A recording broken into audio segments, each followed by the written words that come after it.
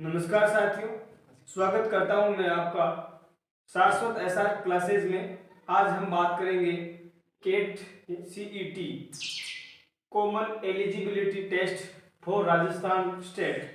राजस्थान राज्य के लिए ये प्रथम बार इस प्रकार का टेस्ट हो रहा है। इस टेस्ट के अंतर्गत विभिन्न प्रकार के पदों को शामिल किया गया है और इसके जो स्तर है उसके बारे में जो बड़ी बड़ी जानकारी है, मुख्य जानकारी है, उस पर आप देख पाओगे। विचार में आप इसके बारे में आपको बता रहा हूँ। ये हालांकि इसकी विज्ञप्ति के अंतर्गत और भी बहुत सारे बिंदु हैं, लेकिन वो सारे ज़्यादा हो जाते हैं। आपको बड़ी जो अहम जानकारी है, मोटी मोटी जानकारी है और जो आपको जानना ही चाहिए, वो इस वीडियो के बारे में, इस वीडियो को पूरा देखने के बाद में आप समझ पाएंगे कि केट का आयोजन कैसे होगा, कैसे प्रोसीडिंग होगी। तो चलिए शुरू करते हैं। सीईटी 2022 के प्रमुख बिंदु है। इसका आयोजन राजस्थान कर्मचारी चयन बोर्ड जयपुर द्वारा होगा। दूसरी बात यह है कि केट सीईटी मात्र एक परीक्षा है, पात्रता परीक्षा है और इसको उत्तीर्ण करने से ही कोई अभ्यर्थी नियुक्ति का हकदार नहीं हो जाता है। सीईटी में उत्तीर्ण अभ्यर्थियों को भर्ती एजेंसी द्वारा संचालित लिखित परीक्षा या साक्षात्कार या दोनों में आवश्यक रूप से उपस्थित होना होगा और उपस्थित होने के साथ ही उसको उत्तीर्ण भी करना पड़ेगा। साथ ही इस दूसरे पॉइंट से ये स्पष्ट है कि आपको, अगर आप केट के एग्जाम में बैठते हैं, उसको आप क्वालिफाई कर लेते हैं, उत्तीर्ण कर लेते हैं, तो इसके बाद जो पद है, ये विभिन्न प्रकार के पद नीचे मैंने दर्शा रखे हैं। उच्च माध्यमिक स्तर के लिए अलग पद है, माध्यमिक स्तर के लिए अलग पद है, तो इनके लिए मुख्य परीक्षा अलग से आयोजन होगी। लेकिन आप इस परीक्षा में बैठने की पात्रता प्राप्त कर लेंगे अगर आपने ये टेस्ट पास कर लिया है। इसके बाद में केट सीईटी वर्ष में कम से कम एक बार आयोजित होगी और इस परीक्षा का स्कोर जो है परिणाम की दिनांक से एक वर्ष के लिए मान्य होगा और एक वर्ष के बाद में पुनः जब वापस नई परीक्षा होगी तो अभ्यर्थी वापस अपने स्कोर को सुधार सकता है, उसमें और वृद्धि कर सकता है। और साथ में ये है कि इसमें प्रयासों की संख्या का कोई बंधन नहीं होगा। आप कितनी भी बार केट का एग्जाम दे सकते हैं और साथ ही इस एग्जाम के अंतर्गत जितनी बार आप एग्जाम देंगे और सबसे अच्छा परिणाम है जो आप किसी भी परीक्षा के लिए अवेलेबल कराएंगे भर्ती परीक्षा एजेंसी को, वो ही मान्य हो जाएगा। चौथा पॉइंट है, कोई भी व्यक्ति केट में उल्लेखित पदों पर चयन के लिए, उल्लेखित पद ये है अभी फिलहाल जो कि प्रथम बार इसका आयोजन राजस्थान कर्मचारी चयन बोर्ड कर रहा है, तो इसमें ज्यादा पद नहीं है। उच्च माध्यमिक स्तर के लिए ये 6 पद दर्शा रखे हैं और उच्च और स्नातक स्तर के लिए ये 7 पदों का इसमें वर्णन है। अभी इन पदों के लिए व्यवस्था है, हो सकता है कि बाद में जब सरकार को लगेगा, भर्ती एजेंसी को लगेगा, मंत्रालय बोर्ड, राजस्थान कर्मचारी चयन बोर्ड को लगेगा, तो और भी बहुत सारे पद इसमें वो शामिल कर सकते हैं। तो कोई भी व्यक्ति केट में उल्लेखित पदों पर चयन के लिए लिखित परीक्षा या साक्षात्कार या दोनों में उपस्थित होने का पात्र नहीं होगा। यानी इन पदों के लिए वो परीक्षा में ही बैठ नहीं पाएगा, फॉर्म ही भर नहीं पाएगा यदि वह केट में निर्धारित न्यूनतम अंक प्राप्त नहीं कर पाता है। यानी आपको इन पदों के एग्जाम में बैठने के लिए, परीक्षा में सम्मिलित होने के लिए, इसमें केट के एग्जाम में न्यूनतम अंक प्राप्त करने ही होंगे। वो एक आपको सर्टिफिकेट मिलना ही चाहिए, वो परीक्षा आपको उत्तीर्ण करनी ही होगी।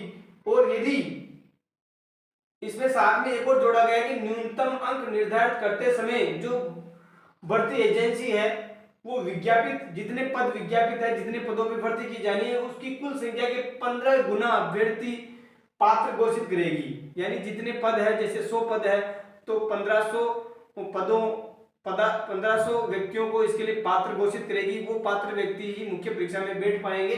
और साथ ही है कि अगर 15 गुना अभ्यर्थी आरक्षित प्रवर्ग वाले अभ्यर्थियों में से उपलब्ध नहीं हो पाते हैं तो उनके लिए जो न्यूनतम अंकों की जो सीमा थी उसमें वो शिथिलन उनको मिल सकेगा। 15 गुना पात्र अभ्यर्थियों के न मिलने पर आरक्षित प्रवर्ग वाले अभ्यर्थियों को मानक लागू किया जाएगा, यानी उनको शिथिलन दिया जा सकेगा। और परीक्षा है ये 6 जनवरी 2023 से 9 जनवरी 2023 के बीच में आयोजित होगी। अभी ये है कि अभ्यर्थी कितने आते हैं, अभ्यर्थी अगर अधिक संख्या में मिलते हैं तो फिर उसके ये अलग अलग दिनों में आयोजित होगी परीक्षा, और अलग अलग दिनों में आयोजित होगी तो फिर बाद में वो सामान्यीकरण नॉर्मलाइजेशन का फॉर्मूला लागू होगा। ये बात की बात है। अब इसके बाद में ये हमने बेसिक बातें जान ली कि इन पदों के लिए हमें ये परीक्षा पास करनी ही है। साथ में ही मैं आपको बता दूं कि आप इस एग्जाम को दे रहे हैं या नहीं दे रहे हैं, लेकिन फिर भी कोई ना कोई एग्जाम, कंपटीशन एग्जाम तो आप दे ही रहे होंगे ना। उसमें से इसमें से सवाल जरूर आएंगे समसामयिक, बहुत ही, क्योंकि राजस्थान में पहली बार हो रहा है तो इससे संबंधित कोई भी बिंदु से सवाल बन सकता है करंट का, तो आपके लिए ये फायदेमंद होगा, इसलिए इसकी जानकारी बिल्कुल रखें आप। साथ ही ये है कि परीक्षा का स्तर 2 प्रकार से होगा इसमें, एक तो है उच्च माध्यमिक स्तर, एक स्नातक स्तर। उच्च माध्यमिक स्तर के लिए अलग योग्यताएं हैं, स्नातक स्तर के लिए अलग योग्यताएं हैं। उच्च माध्यमिक स्तर के लिए किन किन पदों के लिए ये पात्रता परीक्षा होगी, यानी कौन सा अभ्यर्थी इस परीक्षा को पास करने के बाद में वो किन किन भर्ती परीक्षाओं में अपना फॉर्म भर सकेगा, तो ये है उच्च माध्यमिक स्तर की। हम बात कर लेते हैं पहले। यह है पद का नाम, यानी वनपाल, छात्रावास अधीक्षक ग्रेड 3, लिपिक ग्रेड 2, कनिष्ठ सहायक, जमादार से ग्रेड 2 और कांस्टेबल, यानी ये जो 6 पद है इसमें एक और लिपिक ग्रेड 2 एक और विभाग का पद है, लेकिन समान पद है। इसमें 7 पद थे, मैंने 6 किए हैं क्योंकि ये जो लिपिक ग्रेड 2 है वो दूसरे विभाग में भी लिपिक ग्रेड 2 का ही पद नाम है, इसलिए मैंने उसको शामिल नहीं किया। बाकी ये 6 पद है। और इसके लिए ये जो परीक्षा की स्कीम है, उच्च माध्यमिक स्तर के लिए कुल प्रश्न 150 होंगे और कुल अंक 300। इसका मतलब प्रत्येक प्रश्न 2 नंबर का होगा। समय 3 घंटे। बहुविकल्पी प्रश्न यानी मल्टीपल चॉइस, जो ABCD वाले उत्तर वाले होते हैं वो इस टाइप का होगा। नेगेटिव मार्किंग नहीं होगी, नकारात्मक अंकन नहीं होगा, और प्रश्नों का जो स्तर होगा वो उच्च माध्यमिक स्तर का होगा। साथ है इसका जो पाठ्यक्रम, उसको भी मैंने आपको इस शॉर्ट वीडियो में भी समझाने का प्रयास किया। इसका पाठ्यक्रम क्या है?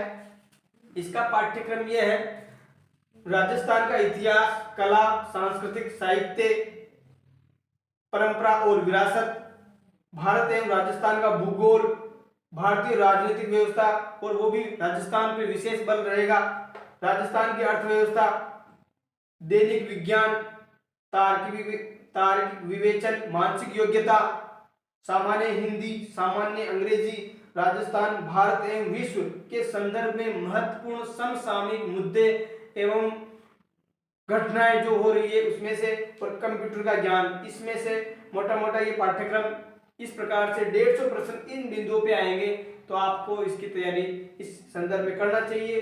अब अपन आते हैं स्नातक स्तर में कैसे क्या व्यवस्था रहेगी। तो इसमें है ये जो 7 पद यहाँ निर्दिष्ट है, इसमें ये जो संस्था है राजस्थान कर्मचारी चयन बोर्ड, इसकी वेबसाइट पे ये जो पद दे रखे हैं इनकी संख्या नहीं दे रखी है उच्च माध्यमिक स्तर के लिए, लेकिन स्नातक स्तर के लिए जो विभिन्न प्रकार के पद है उनके विभाग, उनकी संख्या दे रखी है। तो अपन देखते हैं कि प्लाटून कमांडर, इसके 43 पदों पे संभावित है भर्ती। पटवारी के लिए 272, कनिष्ठ लेखाकार 1923, तहसील राजस्व लेखाकार 1998, TRA जिसको कहते हैं, पर्यवेक्षक महिला अधिकारिता विभाग में 176 पद है, उप जेलर 49 पद है, छात्रावास अधीक्षक ग्रेड 2 इसके लिए 335 पद है। और साथ में ये भी उल्लेखित है कि आवश्यकता होने पर इन पदों को घटाया भी जा सकता है, बढ़ाया जा सकता है। ज्यादा संभावना ये है कि इन पदों को बढ़ाया ही जाएगा। साथ ही यह परीक्षा की स्कीम क्या रहेगी, इसके जैसे ही स्नातक स्तर में भी बिल्कुल सेम है। जो परीक्षा की स्कीम उच्च माध्यमिक स्तर के लिए थी वही परीक्षा की स्कीम स्नातक स्तर के लिए है, थोड़े से एक पॉइंट अलग है।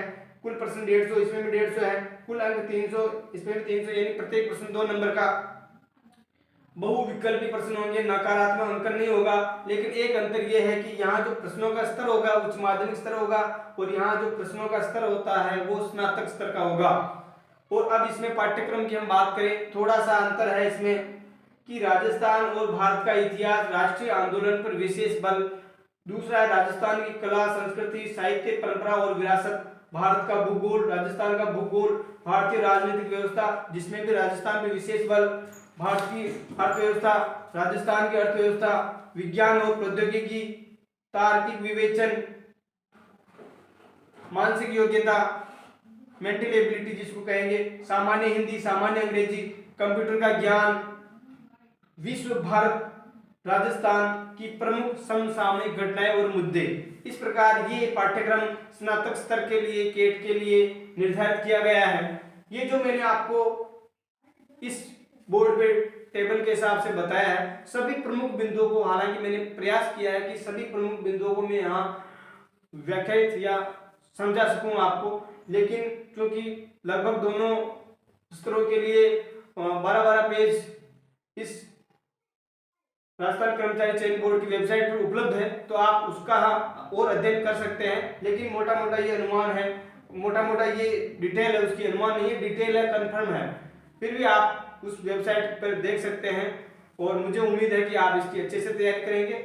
और ये फिर कहूँगा कि ये कोई भी आप भर्ती परीक्षा की तैयारी कर रहे हैं, लेकिन फिर भी सामान्य ज्ञान के लिए आपके लिए एक दो क्वेश्चन कहीं आपके मिल जाते हैं तो भी ये आपके नॉलेज में रहेगा। आपके छोटे भाई बहन जो अभी डिग्रीधारी नहीं हैं, वो अभी 12वीं में पढ़ रहे हैं या बीए कर रहे हैं, तो उनको आप समझा सकते हैं इस वीडियो के हिसाब से।